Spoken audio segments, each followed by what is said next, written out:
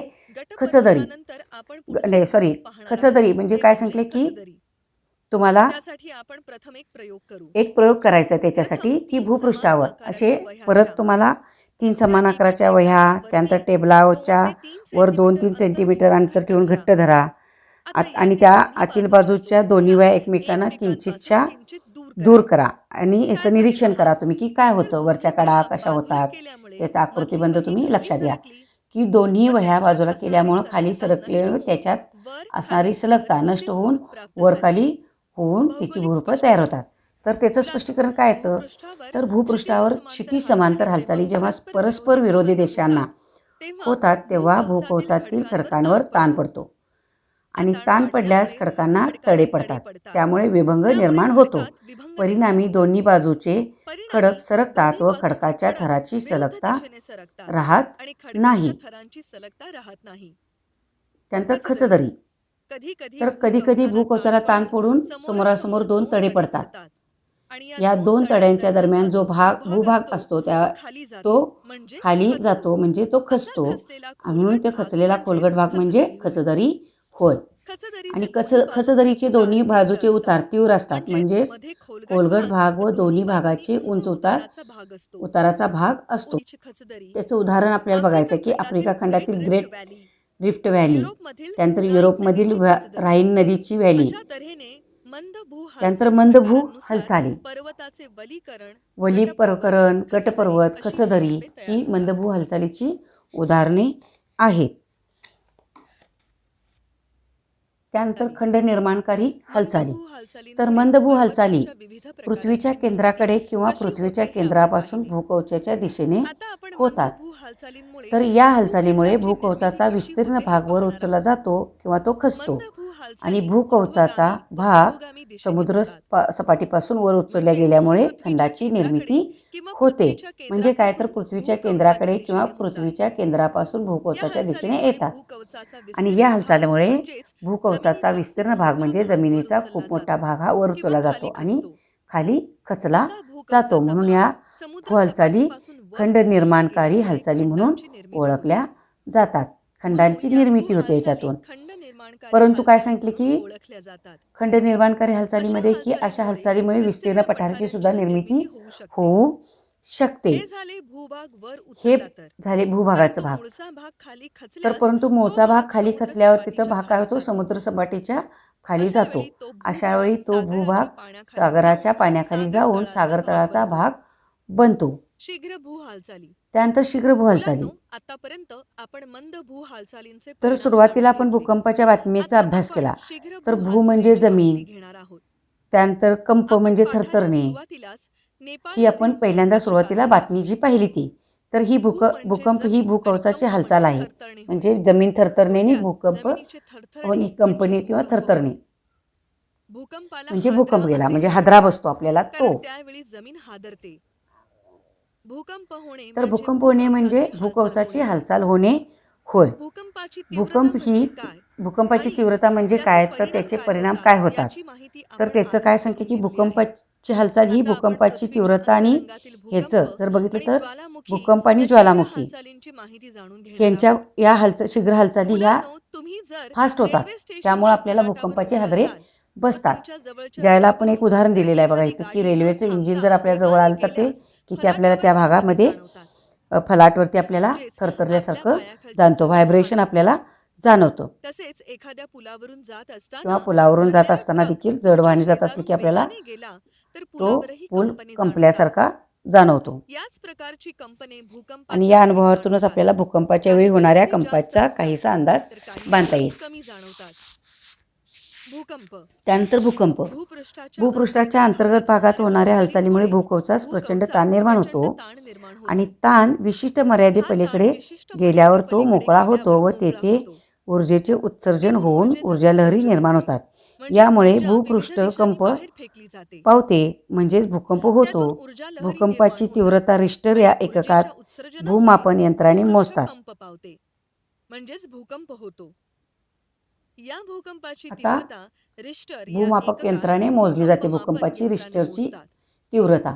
भूकंपाची आता कारणे. भूकंपाची कारणे काय भूपट्ट होतं की सरकणे. भूपट्ट सरकणे. भूपट्ट दुसरं आहे भूपट्ट एकमेकांवर आदळणे. एकमेकांवर आदळणे. हे तिसरं आहे भूपट्ट एकमेकांच्या एकमेकांच्या वर खाली जाण्याने वर किंवा भूकंप खाली होतो. जाणे. किंवा चौथं भूपृष्ठाच्या आहे अंतर्गत भूपृष्ठाच्या भागात अंतर्गत ताण भागात निर्माण ताण निर्माण होऊन खडकांचे विभंग निर्माण खंडांमध्ये होण्याने विभंग भूकंप होतो. निर्माण होणे. त्यानंतर ज्वालामुखीच्या ज्वालामुखीचे उद्रेकामुळेही उद्रेक भूकंप सुद्धा होतात. होणे. हे आहेत अशा भूकंपाची तऱ्हेने विविध कारणे. कारणांमुळे तर ह्याच्यामध्ये भूकंप आता आपल्याला होतात. तुम्हाला काय सांगितलं की माहीत आहे का तुम्हाला? मुलांना माहित आहे का तुम्हाला? तर भारत आणि Bharat, Australia, Australia, Africa, Eurasia, Africa, उत्तर अमेरिका, दक्षिण युरेशिया, अमेरिका, त्यानंतर उत्तर पॅसिफिक अमेरिका, महासागर, पॅसिफिक व दक्षिण अटलांटिक अमेरिका, हे 7 भूपट्ट पॅसिफिक व आहेत आणि ही अंटार्क्टिका भूपृथ्वीचे हे कवच 7 अशा भूपट्टांनी भूपट्ट तयार आहेत. झालेले आहे.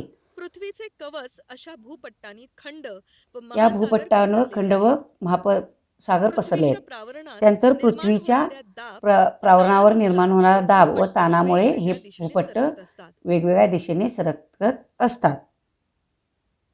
तर यानंतरचं पॉईंट आहे भूकंप नाभी आणि अपी केंद्रे. नाभी व अपिकेंद्र. तर भूपृष्ठाखाली होणाऱ्या भूपृष्ठाखाली हालचालीमुळे होणाऱ्या हालचालींमुळे मोठ्या प्रमाणावर ताण मोठ्या निर्माण प्रमाणात होतो ताण व तो निर्माण साचत होतो व जातो. तो साचत हा जातो. ताण भूकवचात ज्या ठिकाणी हा मोकळा ताण होतो त्या भूकवचात ज्या ठिकाणी ठिकाणी मोकळा होतो ऊर्जेचे त्या उत्सर्जन ठिकाणी होते. ऊर्जेचे तेथे उत्सर्जन होते. भूकंप केंद्र म्हणजेच असते ऊर्जा विविध दिशेने बाहेर आणि पडते. या तेथे केंद्रात भूकंप केंद्र भूकंप असते. नाभी असे या म्हणतात आणि या केंद्रास भूकंप केंद्रातून नाभी विविध असे दिशांना म्हणतात. ऊर्जा लहरी मुलांनो, पसरतात. ही आकृती पहा.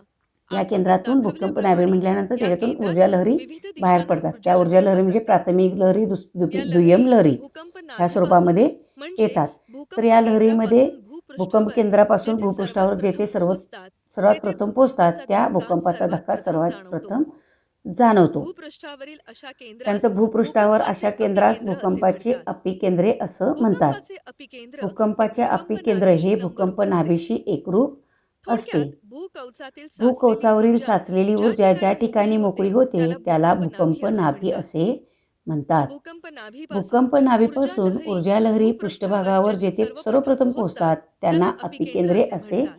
म्हणतात. भूकंप भूकंप नाभीकडून नाभीकडून म्हणजेच भूकंप भूकंप केंद्राकडून केंद्राकडून ताण ताण मुक्त मुक्त झाल्यावर झाल्यावर मुक्त मुक्त झालेल्या झालेल्या ऊर्जेचे ऊर्जेचे उत्सर्जन सर्व दिशांनी दिशांनी होते. ही होते. ऊर्जा ही विविध ऊर्जा लहरींच्या विविध रूपात लहरींच्या रूपात भूपृष्ठाकडे येते. भूपृष्ठावर येते. आकृतीत दाखवल्याप्रमाणे या भूकंप लहरींचे प्राथमिक, दुय्यम व प्राथमिक भूपृष्ठ लहरी, लहरी दुय्यम असे लहरी, 3 प्रकार भूपृष्ठ पडतात. लहरी ह्या स्वरूपात येतात. प्राथमिक लहरी त्यानंतर काय प्रायमरी सांगितलं की हॉट ई प्राथमिक वेव्स. लहरी. प्राथमिक लहरीमध्ये काय भूगर्भातील सांगितलं की ऊर्जेचे उत्सर्जन झाल्यावर भूगर्भात लहरी ऊर्जेचे भूपृष्ठावर उत्सर्जन सर्वप्रथम झाल्यावर पोहोचतात. या लहरी भूपृष्ठावर या सर्वप्रथम लहरी पोहोचतात. भूकंप या नाभीपासून लहरी भूकंप नाभीपासून पृथ्वीच्या त्रिज्येच्या स्वरूपात सर्व दिशांनी अत्यंत वेगाने प्रवास भूपृष्ठाकडे करतात. अत्यंत वेगाने प्रवास या करतात. लहरींच्या या मार्गात येणाऱ्या लहरींच्या खडकांमधील मार्गातील कण खंडामधील लहरींच्या कण वहनाच्या लहरींच्या दिशेने वहनाच्या मागे पुढे दिशेने होतात. पुढे मागे त्यामुळे होत या असतात. लहरींना त्यामुळे मागे या पुढे लहरींना होणाऱ्या पुढे लहरी मागे असेही होणाऱ्या लहरी म्हणतात. असे या संबोधतात. लहरी घन, आणि या द्रव, लहरी घन, वायू द्रव या आणि तिन्ही वायुरूप सुद्धा माध्यमातून असू प्रवास शकतात. करू या तिन्ही शकतात. माध्यमातून त्या प्रवास मुलांनो, करू पृथ्वीच्या शकतात. अंतर्गत भागात खडक, त्यानंतर पाणी, वायू द्रवरूपातील हे आढळते. प्रवाहातून प्रवास करताना या या दिशेत तिन्ही बदल होतो रूपातून या व लहरी जाऊ प्राथमिक शकतात. लहरीमुळे भूपृष्ठावरील इमारती मात्र सुद्धा द्रवरूपातील पुढे मागे प्रावरणातून प्रवास द्रवरूपात करताना त्यांच्या पुढे दिशेत मागे बदल हालचाल होतो. करू शकतात. या लहरींमुळे भूपृष्ठावरील इमारती मागे पुढे हलतात. त्यानंतर सेकंडरी दुय्यम ऑर लहरी. S waves. प्राथमिक लहरीनंतर भूपृष्ठावर प्राथमिक होणाऱ्या लहरीनंतर लहरींना दुय्यम लहरी भूपृष्ठावर किंवा पोहोचणाऱ्या एस लहरी लहरींना सुद्धा म्हटलं जातं. दुय्यम लहरी तर किंवा या लहरी एस ही लहरी नाभी म्हणतात. केंद्रापासून सर्व दिशांना या लहरी पसरतात. नाभी त्यांचा केंद्रापासून वेग सर्व दिशांना प्राथमिक पसरतात. लहरीपेक्षा कमी असतो. आकृतीत या लहरीच्या दाखवल्याप्रमाणे मार्गातील त्यांचा वेग खडकांमधील कण प्राथमिक लहरींपेक्षा लहरींच्या कमी असतो. वहनाच्या दिशेने म्हणजेच म्हणूनच त्या वर खाली प्राथमिक होतात लहरीनंतर आणि या लहरी भूपृष्ठावर फक्त पोहोचतात. या पदार्थातून लहरींच्या प्रवास मार्गातील खडकांमधील करतात. कण लहरी ज्या घनप्रवाहातून दिशेने प्रवास वहन करतात. करतात त्या दिशेने वर खाली होतात. या लहरी परंतु फक्त घन पदार्थातून प्रवास करतात. परंतु द्रव परंतु पदार्थात द्रव शिरल्यावर पदार्थात त्या शिरल्यावर शोषल्या त्या जातात शोषल्या आणि या जातात. लहरींमुळे म्हणजेच त्या द्रव भूपृष्ठावरील पदार्थात इमारत नष्ट होतात. वरखाली हलतात. या म्हणून त्यांना काय म्हणले लहरींमुळे प्राथमिक लहरी किंवा भूपृष्ठावरील इमारती वर अधिक खाली हलतात. विध्वंसक असं म्हणतात. प्राथमिक लहरींपेक्षा त्या त्यानंतर अधिक विध्वंसक असतात. या लहरींमुळे जीवित व वित्तहानी मोठ्या प्रमाणात होते. भूपृष्ठ लहरी सरफेस और एअर प्राथमिक व वेव्स. दुय्यम लहरी प्राथमिक भूपृष्ठापर्यंत दुय्यम अपिकेंद्रे लहरी येऊन पोचल्यानंतर भूपृष्ठापर्यंत म्हणजे भूपृष्ठावर लहरीची अपिकेंद्रापर्यंत निर्मिती येऊन होते पोहोचल्यानंतर आणि या भूपृष्ठ लहरी लहरींची भूकवचात निर्मिती होते. पृथ्वीच्या परिघाच्या आकृतीत दिशेने दाखवल्याप्रमाणे प्रवास या करतात. लहरी त्या अतिशय भूकवचात विनाशकारी पृथ्वीच्या असतात. परिघाच्या दिशेत प्रवास करतात. या लहरी अतिशय विनाशकारी असतात. ऊर्जा लहरींचे हे लहरीचे 3 प्रकार तीन आहेत. प्रकार आहेत. त्यातील त्यातील भूपृष्ठ लहरी हा सर्वातील सर्वात विनाशकारी विनाशकारी प्रकार आहे. प्रकार आहे. यानंतर भूकंप मापन यंत्र. भूकंप लहरींची यंत्राद्वारे भूकंप लहरींचा आलेख काढता येतो. सिस्मोग्राफ म्हणून या ओळखले आलेखाचा जाते. अभ्यास करून भूकंपाची तीव्रता या कळते. यंत्राद्वारे भूकंप लहरींचा तर आलेख त्याच्यामध्ये काढता 2.1 येतो. यंत्र आपल्याला या दाखवलेलं आहे की या आलेखाचा अभ्यास करून भूकंपाची तीव्रता कळते. आपल्याला कळू शकते. या आकृतीत तर या भूकंप आकृतीत मापन आपल्याला यंत्र भूकंप व मापन त्यावर यंत्र होणारा व आलेख त्यावर दाखवलेला होणारा आहे. आलेख दाखवलेला भूकंप आहे. तरंगाची किंवा भूकंप लहरींची तीव्रता तरंगाची किंवा मोजण्याचे लहरीची प्रमाण तीव्रता डॉक्टर मोजण्याचे चार्ल्स प्रमाण रिश्टर डॉक्टर चार्ल्स यांनी रिश्टर यांनी California California institute of technology या ठिकाणी शोधले. आणि यामुळे रिश्टर या नावावरून भूकंप तीव्रता ही रिश्टर स्केलमध्ये मोजली जाते. अलीकडील नवीन तंत्राच्या सहाय्याने आधुनिक भूकंप मापन यंत्रे तयार करण्यात आलेली आहेत. तर त्यांच्याद्वारे अतिसूक्ष्म लहरी देखील मोजता येतात. उदाहरणार्थ एक दिलेला आपल्याला प्रयोग की भूकंपाच्या लहरीचे स्वरूप कसे असते. तर आपल्याला एक स्प्रिंगच्या काट्याच्या हुक दिलेला आहे. आपल्याला त्याचे एक प्रयोग करून पाहायचा आहे आपल्याला की स्प्रिंगच्या लहरीच्या म्हणजे वजन काट्याच्या कोणत्या प्रकारच्या हुकाला एक पिशवी अडकवायची आहे. प्रयोग 1. प्रथम एक पिशवी घ्या आणि ती पिशवी वजन काट्याच्या हुकाला अडकवा. वजन काट्याच्या हुकाला ती आता पिशवी खाली अडकवायची आहे. खेचून सोडून द्या. पिशवी खाली पहा काय खेचावं झालं. आणि सोडून द्या. खाली म्हणजे खेचली स्प्रिंगचे गेलेली तुम्ही स्प्रिंग त्याच्यातून परत वेगाने निरीक्षण वरती करू येते. शकता की ते ओझं यावरून लागल्यामुळं समजते काय की होतं की हे ती स्प्रिंग प्राथमिक खाली येते लहरींचे उदाहरण आणि आहे. ती पिशवी खाली येते. प्राथमिक लहरी तर भूकंप प्राथमिक लहरी नाभिकडून भूकंप नाभिकडून भूपृष्ठाकडे भूपृष्ठाकडे वेगाने वेगाने प्रवास प्रयोग करतात. 2. प्रयोग दुसरा काय आता सांगितलाय दोन बघा मुलांनी तुम्हाला. हातात एक दोरी धरा. घेतलेली आहे. यातील तर एक त्या मुलगा दोरीवरती एका दोरीला विद्यार्थ्या हाताने एकदा दोन्ही साईडला वर धरलेले खाली आहेत. झटका देईल. एका आता पहा काय वर झालं. खाली दोरी झटका सरळ देण्यास रेषेत सांगितलेला होती, आहे. ती वर खाली झाली. तर त्याचं यावरून निरीक्षण काय होतं की लहरींचे दुय्यम उदाहरण आहे लहरीचे असे समजते. हे उदाहरण असं असू शकतं. म्हणजे दुय्यम त्याच्यामध्ये लहरी लहरी पडतात. नाभी म्हणजे दुय्यम लहरी केंद्रापासून सर्व दिशांना नाभी पसरतात. केंद्रापासून सर्व त्यांचा दिशांना वेग पसरतात. प्राथमिक लहरींपेक्षा त्यांचा वेग कमी असतो. प्राथमिक लहरीपेक्षा कमी प्रयोग असतो. 3. पुढचं एका उदाहरण मोठ्या प्रयोग दिलेला ताटात आपल्याला रांगोळी एका ताटात पसरून रांगोळी घ्या. पसरायला दिलेली आहे आता आणि या त्या ताटाला ताटाच्या काय करायचं की खालील बाजूनं बोटाने जोरात टिचक्या मारायच्या आहेत. तर ती पहा, रांगोळी आपल्या ताटातील ह्याच्यामध्ये रांगोळी ताटामध्ये उडाली आणि उडते. तर सांडली. त्याच्यातून ती तसेच कोणती ती हालचाल निर्माण ताटाच्या होते. पृष्ठभागावर पसरली. तर ह्याच्यामधून आपल्याला एक हालचाल यावरून दिसून हे येते बघा की ही भूपृष्ठ लहरीचे भूपृष्ठ उदाहरण आहे लहरीचे असे समजते. उदाहरण आहे. भूकंपाचे त्यानंतर परिणाम. भूकंपाचे परिणाम काय मुलांनो, होतात. तर भूकंपाचे भूकंपामुळे परिणाम जमिनीला काय तडे होतात पडतात. ते आता आपण पाहू. 1. जमिनीला जमिनीला भेगा पडतात. तडे पडतात. त्यानंतर 2. भूमिमापन होऊन दरडी दरडी कोसळतात. 3. काही वेळा भूजलाचे मार्ग बदलतात. उदाहरणार्थ विहिरीला पाणी येणं किंवा विहिरी कोरड्या पडणं अशा पद्धतीनं. पाणी जाते व विहिरी कोरड्या पडतात. 4. काही प्रदेश उंचावले जातात तर काही प्रदेश खचतात.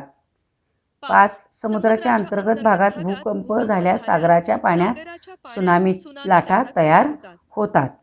या लाटांमुळे किनारी भागात मोठी जीवित व वित्तहानी होऊ शकते. 6 आहे हिमाच्छादित प्रदेश म्हणजे हिमकडे कोसळतात. 7 आहे इमारती कोसळून जीवितहानी व वित्तहानी होते. 8 आहे वाहतुकीचे मार्ग खंडित होतात व रेल्वे मार्ग आणि रस्त्याची सुद्धा पडझड होते. आणि 9 आहे संदेशवहन व्यवस्था कोलमडते. टेलिफोनच्या तारा आणि मोबाईलचे टॉवर यांचे सुद्धा नुकसान होते. आता याच्यामध्ये उदाहरण सांगितले की भूकंपाच्या वेळी कोणत्या प्रकारची दक्षता घ्यावी. तुम्हाला कल्पना येईल. 1993 साली आपल्याकडे लातूरमध्ये किल्लारीचा भूकंप झाला होता. त्याचीही काही क्षणचित्र आहेत. त्यानंतर बघायचं आहे ज्वालामुखी. तर पृथ्वीच्या प्रावरणातून तप्त असे द्रव घन आणि वायू रूप पदार्थ पृथ्वीपृष्ठावर फेकले जातात. ही क्रिया म्हणजे ज्वालामुखीचा उद्रेक होय. ही क्रिया घडताना राख, पाण्याची वाफ, अनेक प्रकारचे विषारी व ज्वलनशील वायू, तप्त द्रवरूपातील शिलारस इत्यादी पदार्थ बाहेर फेकले जातात. विषारी व ज्वलनशील वायू आणि तप्त द्रवरूपातील शिलारस हा बाहेर. तर भूपृष्ठावर आल्यावर शिलारसाला लावारस असं म्हटलं जातं. उद्रेकाच्या स्वरूपात ज्वालामुखीचे खालील प्रकार पडतात. एक केंद्रीय ज्वालामुखी आणि दुसरं भेगीय ज्वालामुखी. तर केंद्रीय ज्वालामुखीमध्ये काय सांगितले की ज्वालामुखीचा उद्रेक होत असताना तप्त शिलारस भूपृष्ठाच्या आतील भागातून एखाद्या मोठ्या नलिकेसारखे भागातून वर येतो आणि भूपृष्ठावर आलेला हा लावारस या नलिकेच्या मुखाभोवती पसरतो, त्यातून शंकूच्या आकाराचे पर्वत तयार होते. त्यानंतर जपानमधील फुजियामा हे त्याचं किंवा टांझानियातील किलोमांजारो ही केंद्रीय ज्वालामुखीची व त्यापासून तयार झालेल्या शंकू पर्वतांची उदाहरणे आहेत.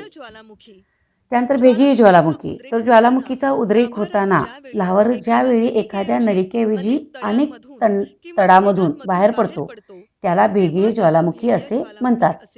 ज्वालामुखी उद्रेकातून बाहेर पडणारे पदार्थ तडांच्या दोन्ही बाजूस पसरतात, त्यामुळे ज्वालामुखी पठारे तयार होतात. भारतातील दख्खनचे पठार अशा पद्धतीच्या ज्वालामुखीमुळे तयार झाले आहे. मुलांनो, उद्रेकाच्या कालावधीनुसार ज्वालामुखीचे 3 प्रकार पडतात. एक जागृत ज्वालामुखी, सुप्त व निद्रिस्त ज्वालामुखी आणि मृत्यू ज्वालामुखी. तर ह्या वर्तमानात वारंवार उद्रेक होत असतात. असा ज्वालामुखी म्हणजे जागृत ज्वालामुखी होय. तर ह्याचं उदाहरण म्हणजे भूमध्य सागरातील जपानमधील फुजिया आणि निद्रिस्त ज्वालामुखी भू काही काळासाठी शांत असतो व कधी तरी एकदम जागृत होतो. अशा ज्वालामुखीचा सुप्त व निद्रिस्त ज्वालामुखी असं म्हटलेलं आहे. तर याचं उदाहरण म्हणजे इटलीतील वेसुव्हियस, अलास्कातील काटमाई आणि भारतातील बॅरन बेट हे जागृत ज्वालामुखीचं, मृत ज्वालामुखीचं, निद्रिस्त ज्वालामुखीचं उदाहरण आहे. त्यानंतर ज्यातून दीर्घकाळ उद्रेक झालेला नाही व भविष्यात असा उद्रेक होण्याची शक्यता नाही अशा ज्वालामुखीला मृत ज्वालामुखी म्हटलं जातं. उदाहरणार्थ टांझानियातील किलोमांजारो. तर आपल्याला काय बघायचं आहे? नकाशाची मैत्री. तर आपल्या ह्याच्यामध्ये 2.18 नंबरचं जे पाठीमागच्या साईडला आपल्याला एक नकाशा दिलेला आहे, तर त्या नकाशाचं आपल्याला निरीक्षण करायचं आहे. हा आहे जगाचा नकाशा. तर ह्याचा आपल्याला माहिती घ्यायची आहे. हा नकाशा पहा आणि मी विचारलेल्या प्रश्नांची उत्तरे द्या. हा आहे जगाचा नकाशा. तर ह्याच्यामध्ये काय प्रश्न विचारले की नकाशाचे भूपट्ट सीमांचे निरीक्षण करून भूपट्टांची नावे लिहा. म्हणजे ह्याच्यामध्ये तुम्हाला नावे द्यायची आहेत. एक आहे पॅसिफिक, उत्तर अमेरिका, दक्षिण America, Eurasia, Africa, Atlantica, Bharat, Australia भूपट्ट ही भूपट्टांची नावं आहेत. भारत, ऑस्ट्रेलिया भूपट्ट. दुसरा पुढचा प्रश्न आहे नावे आहेत Caribbean, Cocos, Nazca, Scotia, Somali, Arabia भूपट्ट इत्यादी. छान. दक्षिण व उत्तर अमेरिकेतील भूकंपाचे क्षेत्र खंडाच्या कोणत्या बाजूला आहे? तेथे कोणते पर्वतीय प्रदेश आहेत? भूकंपाचे क्षेत्र पश्चिम बाजूला आहे. उत्तर अमेरिकेत भूकंपाच्या क्षेत्राजवळ पॅसिफिक पर्वतीय प्रदेश आहे. दक्षिण अमेरिकेतील भूकंपाच्या क्षेत्राजवळ अँड्रीज पर्वतीय प्रदेश आहे. त्यानंतर आशिया खंडात भूकंप प्रवण क्षेत्र कोणत्या पर्वतीय प्रदेशात आहे? तर हिमालयाच्या पर्वतीय प्रदेशात ते आहे. चौथा आहे आफ्रिका खंडात ज्वालामुखी कोणत्या प्रकारात एकवटले आहेत? त्याचे कारण काय असावे? तर पूर्वेकडील पर्वतीय प्रदेशात एकवटले आहेत आणि त्याचं कारण म्हणजे सोमाली भूपट्ट हा भाग तिथं आहे. त्यानंतर भूकंप क्षेत्र, ज्वालामुखीचे वितरण आणि भूपट्ट सीमा यांचा सहसंबंध जोडा म्हणून तुम्हाला सांगितलेला आहे. तर भूकंप क्षेत्र, ज्वालामुखी वितरण प्रामुख्याने भूपट्टाच्या सीमावर्ती भागात दिसून येते. सगळ्यांनी अगदी बरोबर उत्तरं दिलीत. तर त्याचं भौगोलिक स्पष्टीकरण. तर 2.18 ह्या आकृतीचा आपण विचार करता भूपट्ट सीमांचा भूकंप क्षेत्र व ज्वालामुखी क्षेत्र यांच्याशी थेट संबंध आहे. बहुतेक ज्वालामुखी हे या सीमांवर आहे. हे समांतर आहेत. त्याचप्रमाणे भूकंप क्षेत्रात विस्तारही सीमावर्ती भागात दिसून येतो. भूपट्ट सीमांच्या ज्या भागात भूप्रदेश भूकवचाच्या आत जातो त्या ठिकाणी भूपट्ट ऱ्हास पावत असतो. अशा सीमांना भूपट्टांच्या सीमा म्हणतात. आणि ज्या सीमांचा क्षेत्रात नवीन भूपृष्ठ आकाराला येत असतात अशा सीमांना भूपृष्ठ निर्मिती सीमा म्हणतात. या दोन्ही क्रिया ह्या भूकवचात सतत सुरू होतात. म्हणजे भूपृष्ठ ऱ्हास सीमा आणि भूपृष्ठ निर्मिती सतत सुरू असतात. त्यानंतर आहे परिणाम. तर ज्वालामुखीच्या उद्रेकामुळे जीवित व वित्तहानी होते. ज्वालामुखीचे परिणाम काय होतात? तर त्याच्यामधून ज्वालामुखीच्यातून जीवित व वित्तहानी होते. दुसरं आहे भूकंपामुळे जशा सुनामी लाटा निर्माण होतात तशाच सुनामी लाटा महासागरातील ज्वालामुखीसुद्धा होते. त्याच्यामुळे सुद्धा जीवित व वित्तहानी होऊ शकते. 3. ज्वालामुखीतून बाहेर पडणारी धूळ, धूर, राख, वायू, पाण्याची वाफ इत्यादी घटक जास्त काळ वातावरणात राहतात. त्यामुळे पर्यावरणाचे संतुलन बिघडते. 4 आहे ज्वालामुखीच्या उद्रेकातून बाहेर पडलेल्या राखेमुळे जमीन सुपीक बनते. 5. लाव्हा भूपृष्ठांतर्गत असलेली अनेक प्रकारची खनिजे भूपृष्ठाजवळ उपलब्ध होऊ शकतात. 6 आहे ज्वालामुखीच्या उद्रेकातून नवभूमी निर्माण होते किंवा एखादे बेट नष्टही होऊ शकते. 7 आहे मृत ज्वालामुखीच्या मुखाशी पावसाचे पाणी जमा होऊन सरोवरे निर्माण होतात. तुम्हाला हे माहित आहे का? तर आपण या भारताच्या माहीत आहे का तुम्हाला बघा की भारताच्या मुख्य भूमीच्या आग्नेय दिशेस बंगालच्या उपसागरामध्ये अंदमान निकोबार बेटांचा समूह आहे. या समूहातील बॅरन बेटावर भारतातील एकमेव जागृत ज्वालामुखी आहे. हा ज्वालामुखी गेली कित्येक दिवस सुप्त व निद्रिस्त अवस्थेत आपल्याला दिसून येतो. परंतु फेब्रुवारी 2017 पासून या ज्वालामुखीचा उद्रेक होत आहे. या उद्रेकातून प्रामुख्याने धूर आणि चिखल बाहेर पडत असून त्याचा प्रमाणात लाव्हा सुद्धा बाहेर पडत आहे. त्या पृथ्वीच्या भूपृष्ठांतर्गत होणाऱ्या हालचाली आणि त्याचे परिणाम. तर चला पुन्हा भेटूया पुढे. तर अशा प्रकारे हे आपलं अंतर्गत भूहालचालीचं प्रकरण क्रमांक 2 हे आपलं आता इथं संपलेलं आहे. आपण ह्याच्यामध्ये भूकंप आणि ज्वालामुखी यांचा अभ्यास केलेला आहे. त्याच्यात काही उदाहरणासहित आपण पाहिलेलं आहे. तर तुम्हाला ह्याच्यामध्ये काही शंका जर असतील तर तुम्ही मला विचारू शकता व तुम्ही ह्याच्यातून जर काही अडचण असेल तर तुम्ही मला विचारू शकता व या धड्याचं वाचन करून ह्याचे स्वाध्याय कंप्लीट करून जगाचा नकाशासुद्धा तुम्ही ह्याच्यामध्ये भरायचा आहे. त्याचबरोबर उपक्रमाचं पण दिलेलं आहे. उपक्रमाचा ज्वालामुखी केंद्रीय आणि भेगीय दाखवणारी आकृती तुम्हाला दिलेली आहे. त्याच्यामध्ये तुम्हाला चार्टसुद्धा भरायचा आहे. धन्यवाद.